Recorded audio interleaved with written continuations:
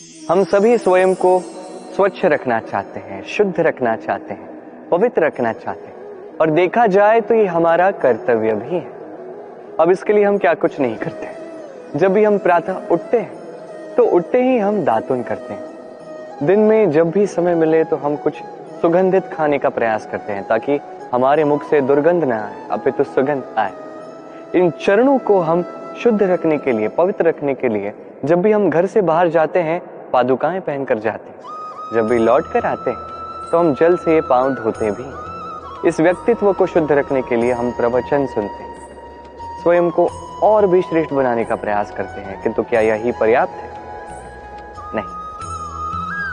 स्मरण रखिएगा, उसी व्यक्ति का मुख सबसे अधिक पवित्र होता है जिस मुख से ईश्वर का नाम आता है, जिसकी वाणी अत्यंत शुभ होती है, जो लोगों का मार्गदर्शन करती है, जो लोगों को शांति देती है। यदि इस हृदय को पवित्र करना चाहते हैं आप, तो मानवता को समझना होगा, मानव के दुख को समझना होगा, तभी ये हृदय पवित्र होगा। ये चरण यदि आप पवित्र करना चाहते हैं तो किसी तीर्थ स्थान पर जाएं। वहां आपको ज्ञात भी नहीं होगा कि कितने सत्पुरुष, कितने महापुरुष आए। उनके चरणों की धूल वहां होगी, वो आपके चरणों को शुद्ध कर देगी। यदि इन हाथों को आप पवित्र बनाना चाहते हैं तो इन हाथों से शुभ कर्म कीजिए, दान कीजिए। और यदि इस आत्मा को आप पवित्र करना चाहते हैं तो एक ही विकल्प है, प्रेम, शुद्ध निस्वार्थ प्रेम। इस प्रेम का दान करते जाएंगे, आप शुद्ध रहेंगे, पवित्र रहेंगे। आइए मेरे साथ प्रेम से कहिएगा, राधे राधे।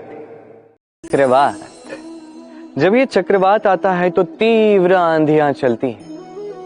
ऐसे में कुछ वृक्ष ऐसे होते हैं जो अत्यंत कठोर होते हैं, तन के खड़े रहते हैं। वो वृक्ष जो 10 वर्ष से या सहस्त्र वर्ष से खड़े होते हैं, उन्हें आप बड़ी सरलता से हिला नहीं सकते।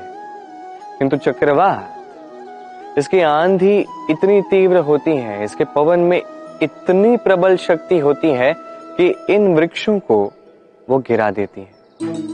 ये वृक्ष नष्ट हो जाते हैं।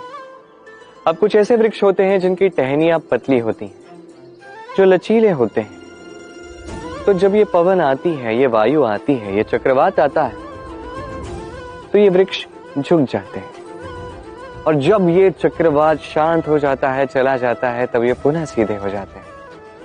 अब इसे आप क्या कहेंगे? क्या समझेंगे? अवसरवादित्व?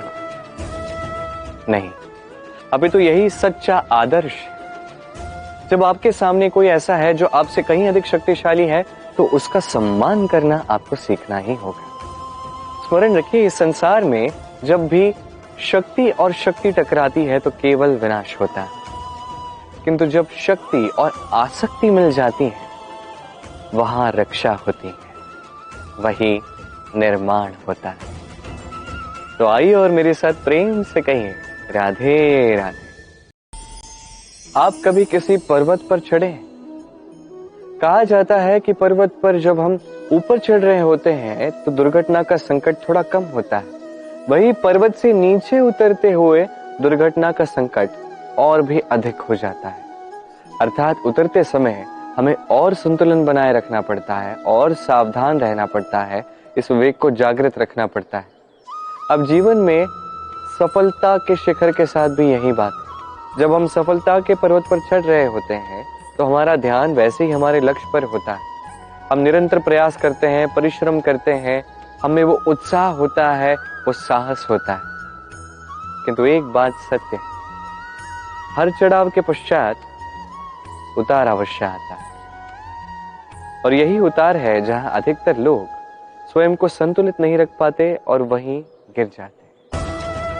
तो जीवन में यदि सफलता के शिखर तक पहुंचना है तो आपको निरंतर प्रयास करने होंगे, संघर्ष करना होगा, परिश्रम करना होगा और अपने लक्ष्य पर सदैव ध्यान केंद्रित करना होगा। तो आपको अपना लक्ष्य अवश्य प्राप्त होगा। किंतु जब उतार का समय आएगा, जो निश्चित रूप से आएगा, तब आपको संघर्ष करना ही होगा, धैर्य रखना ही होगा, सावधान रहना ही होगा, संतुलन बनाए रखना ही होगा। यह अति आवश्यक है, क्योंकि अगला सफलता का शिखर भी तो आपको पार करना है, और उसके लिए इस उतार से सुरक्षित रूप से आपको उतरना भी तो है कि नहीं? आइए और मेरे साथ प्रेम से कहिए, राधे राधे। आप कभी सूर्य के प्रकाश को अपने हाथ में, अपनी मुट्ठी में थाम के रखने का प्रयास कर चुके? आपको तो पता ही होगा कि यह संभव नहीं। अब जल को कभी बांध के रखने का प्रयास कीजिए, वो भी संभव नहीं। परंतु जब यही सूर्य का प्रकाश, ये ताप धरती पर आता है, तो धरती क्या करती है? इसे सभी वनस्पतियों में बांट देती है, उनके विकास में सहायक बनती है, और इसीलिए ये धरती पूजी जाती है। इसे धरती माता हम कहते हैं। ऐसे ही चंद्रमा रात्रि में जब चमकता है, अपनी रोशनी फैलाता है, तो एक राही को, एक पथिक को उसका राह दिखाता है, इसलिए चंद्रमा देवता कहलाता है। इसी प्रकार आप भी कभी प्रकृति को बांध के रखने का प्रयास मत कीजिए, इसे सहेज के रखना सीखिए, इसे बांटना सीख जाए, ठीक प्रेम की भांति। इस प्रेम को कभी भी मुट्ठी में बंद करने का प्रयास मत कीजिए, बल्कि इसे खुले हाथ से बांटना सीख जाइए। ये यदि आप सीख गए तो स्वयं को प्रसन्न रखना भी सीख जाएंगे, दूसरों को प्रसन्न रखना भी सीख जाएंगे। आइए और इसी प्रेम के साथ कहिए, राधे राधे। कभी आप ये सोचते हैं कि किसी विशेष स्थान पर या विशेष परिस्थिति में सबसे अधिक महत्वपूर्ण क्या होता है?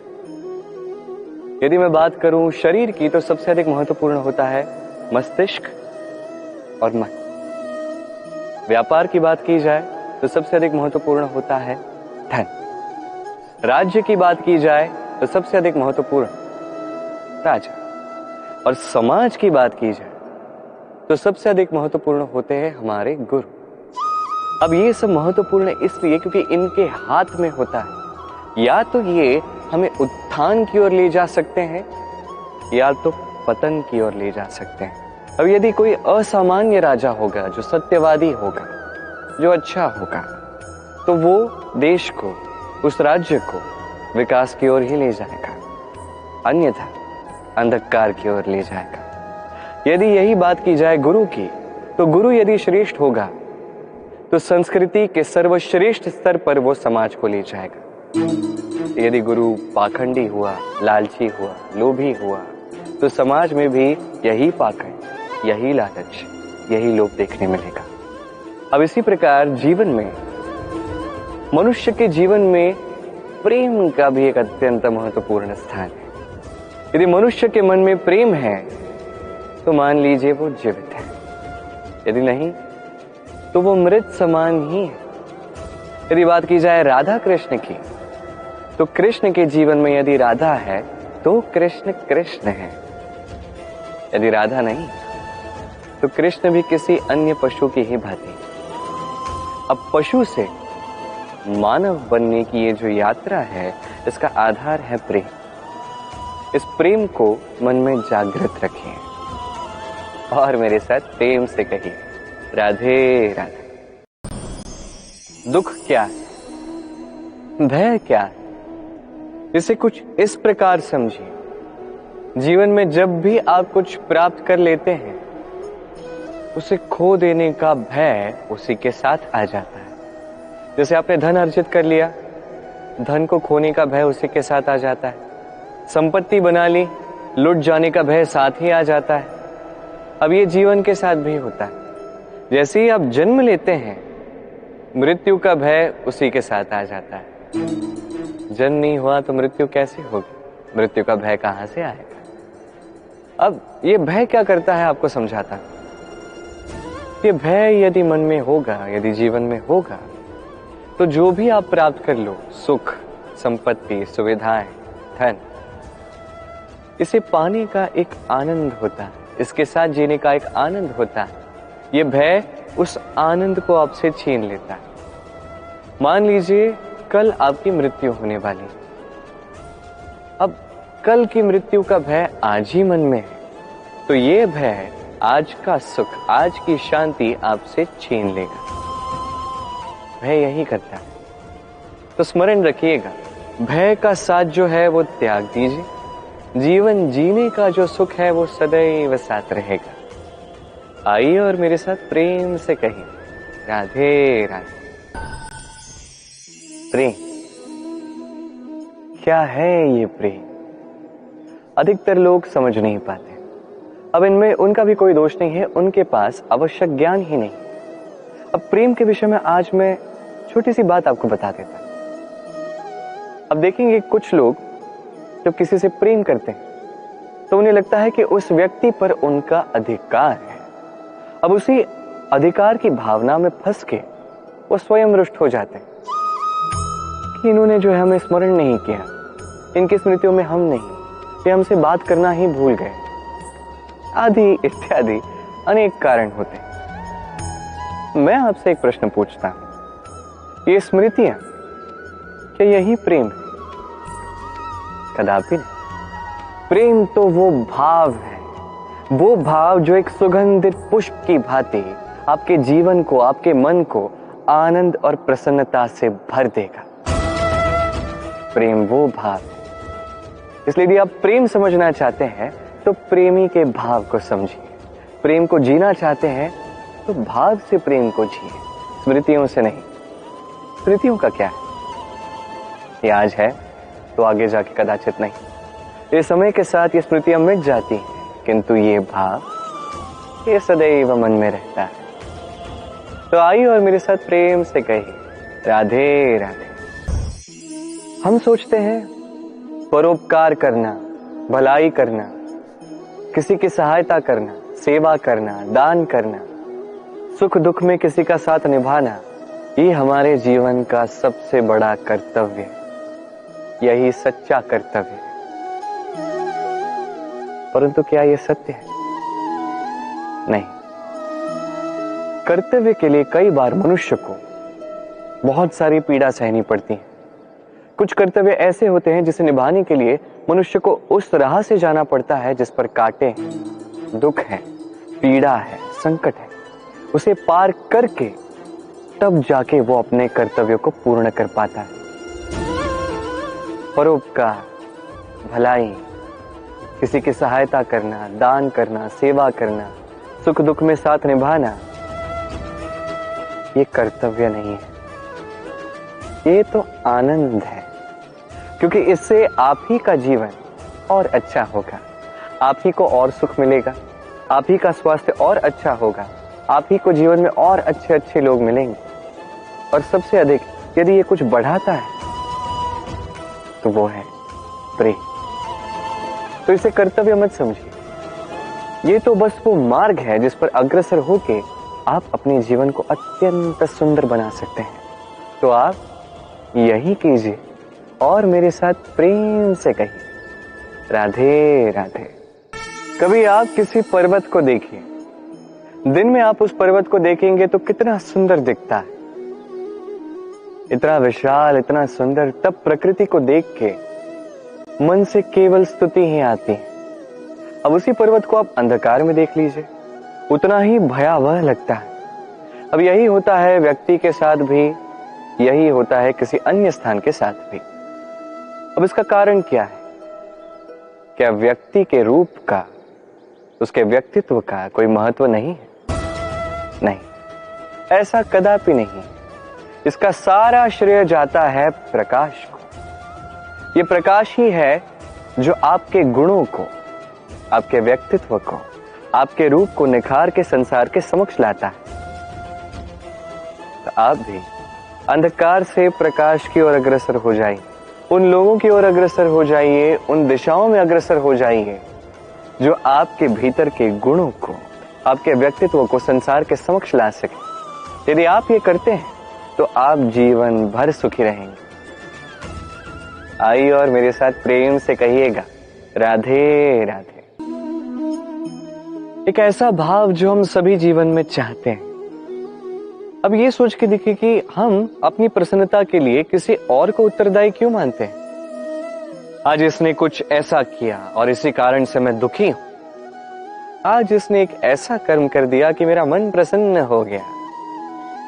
नहीं, आपको स्पष्ट बात बता देता हूं, आपकी प्रसन्नता ना केवल आपका चयन है, ना केवल आपके हाथ में है, अपितु अपनी प्रसन्नता को आप अपनी ओर आकर्षित करते हो। पुष्प को देखिए, पुष्प इसका सुगंध फैलता है और ये पुष्प अपनी ओर कीट पतंगों को आकर्षित करता है। वही देखिए, कीट पतंगे कैसे आकर्षित करते हैं? गिरगिट या मेंढक, कुछ ऐसे जीवों को। अब पुष्प जो है, कीट पतंगों के होने से इस पुष्प का विकास होता है, ये और खिल उठता है, इसका वंश और बढ़ता है। तो इसका तात्पर्य सरल है, पुष्प ने उचित व्यक्ति को अपनी ओर आकर्षित किया। यही कीट पतंगों की बात की जाए तो ये किसे आकर्षित करते हैं? उन्हीं को जो उन्हीं का आखेट करेंगे, उन्हीं का शिकार करेंगे। अब किसे आप अपनी ओर आकर्षित करना चाहते हो, चयन आपका है। क्या आप प्रसन्नता को अपनी ओर आकर्षित करना चाहते हो या अप्रसन्नता को करना चाहते हो, चयन आपका है। आप जीवन में जो कुछ भी पाओ, सुख दुख, आशा निराशा, प्रसन्नता अप्रसन्नता, आप ही के चयन का परिणाम है। तो उचित चयन कीजिए और मेरे साथ प्रेम से कहिए, राधे राधे। भय, हम भय के विषय में अनेक बातें करते हैं, भय से सदैव दूर भागते हैं। कभी सोचा है कि इस भय का क्या हम सदुपयोग भी कर सकते हैं? निश्चित रूप से कर सकते हैं। ऐसा कोई अक्षर नहीं जो मंत्र ना हो, तो निश्चित रूप से इस भय का भी सदुपयोग किया जा सकता है। निर्भर करता है आपके दृष्टिकोण पर, आपकी प्रतिक्रिया पर। भय जब सामने आता है तो दो ही मार्ग होते हैं। पहला मार्ग, भयभीत होके चुपचाप भाग जाओ। दूसरा मार्ग, उस भय का सामना करो। उस भय में झांक के देखो कि ऐसा क्या है जो आपको पीछे खींच रहा है। स्वयं के साहस को जगाओ, स्वयं को और शक्तिशाली बनाओ, स्वयं को और श्रेष्ठ बनाओ और सामने जो भी है सब प्राप्त कर। वही भय है। आप भाग जाना चाहते हो या उसका सामना करके स्वयं को और श्रेष्ठ बनाना चाहते हो? चयन आपका, प्रतिक्रिया आपकी है, दृष्टिकोण आपका है। आइए मेरे साथ प्रेम से कहिए, राधे राधे। इस सुई को देखें, कितनी महत्वपूर्ण होती है ये सुई। इसके कितने कार्य होते हैं, कितनी सहायता कर सकते हैं हमारी। इसकी सहायता से आप चाहो तो एक साधारण से कपड़े को पोशाक में बदल दो। आप चाहो तो पुष्पों को साथ लेके एक सुंदर सी माला बना दो या गजरा बना दो। इसकी सहायता से आप घर को भी सजा सकते हैं। यह अत्यंत महत्वपूर्ण होती है। किंतु सोचिए, यदि इस सुई में ये छेद ही ना हो या इसके साथ ये धागा ही ना हो, तो क्या तब भी ये इतनी ही महत्वपूर्ण रहेगी? कदापि नहीं। तब ये केवल किसी को चुभाने के काम है। देखिए, एक अत्यंत महत्वपूर्ण बात है जो आपको स्मरण रखनी हो। कोई भी वस्तु अकेली महत्वहीन होती है, किसी के साथ से उसका सम्मान बढ़ता है, उसका महत्व बढ़ता है। और यही मनुष्यों के लिए भी है। यदि आप आगे बढ़ रहे हैं और अकेले आगे बढ़ रहे हैं, तो आप जो कुछ भी कर लीजिए, आपको वो प्रेम, वो सम्मान, वो संबल नहीं मिलेगा। किसी को साथ लेकर चलिए, आपका भी मान बढ़ेगा। किसी को स्थान दीजिए, आपका भी सम्मान बढ़ेगा। ठीक वैसे ही जैसे इस धागे से सुई का सम्मान बढ़ता है, जैसे प्रेम से गुण का मान बढ़ता है। तो आइए और इसी प्रेम के साथ कहिए, राधे राधे। ईश्वर ने हमें हाथ दी, हाथ जो जुड़ते हैं प्रणाम करने के लिए, जो उठते हैं प्रार्थना के लिए, हाथ जिनसे हम भोजन करते हैं, फसल उगाते हैं। किंतु इन हाथों से सबसे श्रेष्ठ कार्य क्या हो सकता है? सेवा।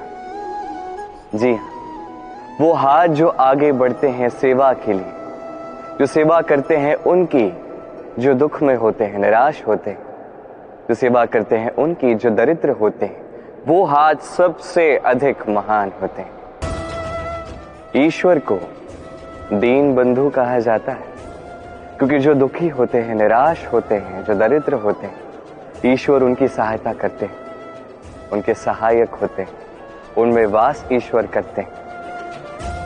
तो आप भी यदि यही करते हैं, जो दुखी है, निराश है, जिन्हें सहायता की आवश्यकता है, यदि आप उनके सहायक बनते हैं तो आपको मन का ऐसा चैतन्य प्राप्त होगा कि आप तृप्त हो जाए।